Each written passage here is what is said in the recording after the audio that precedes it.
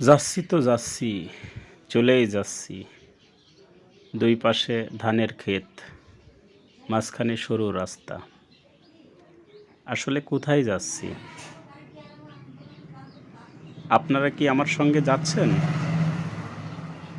আমি কিন্তু যাচ্ছি এই রাস্তা দিয়ে। আপনাদেরকেও সাথে নিতে চাচ্ছি। যারা আমার সাথে যেতে ইচ্ছুক তারা কিন্তু চলুন দেখে আসি আসলে এর শেষ গন্তব্য কোথায়। আঁকা বাঁকা মেঠো পথ কিন্তু এটা, সরু রাস্তা, কেউ কেউ বলে এক পেয়ে রাস্তা। এই রাস্তা দিয়েই চলছি আজকে।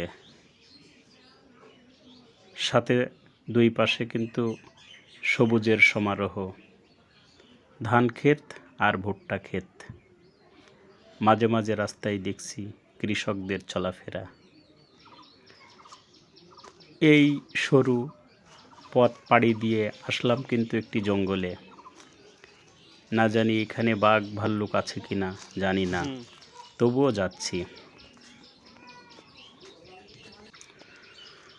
যেহেতু এসেই পড়েছি, বাঘ থাকুক আর ভাল্লুক থাকুক, যেতে কিন্তু হবেই। সেই সাথে আপনারা কিন্তু আমার সঙ্গে থাকবেন, না হলে হয়তো ভয় পেতে পারি। চলে এসেছি একটি জঙ্গলে। দেখতে জঙ্গল মনে হলেও প্রকৃতপক্ষে কিন্তু এটি জঙ্গল না। তাহলে কি? চলুন দেখে আসি। আপনারা আছেন তো আমার সঙ্গে? আমি কিন্তু চলছি, আপনারা থাকলে একটু সাহস বাড়বে। কি ব্যাপার, জঙ্গলের মধ্যে আবার বাড়িও দেখছি। তাই তো, কিছু লোকজনও ভিতরে মনে হচ্ছে আছে। চলুন দেখেই আসি আসলে কি আছে। কি, এটা তো একটি আশ্রম, লাভলি শাহের আশ্রম, মুক্তাবন। বাহ, অসাধারণ একটি জায়গা। শুধু তাই নয়, মাটির নিচে কিন্তু করে রেখেছে একটি ঘর।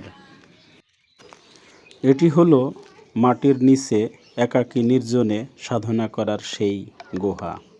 এই জায়গাটির নামই মুক্তাবন, একটিমাত্র নারী আশ্রম।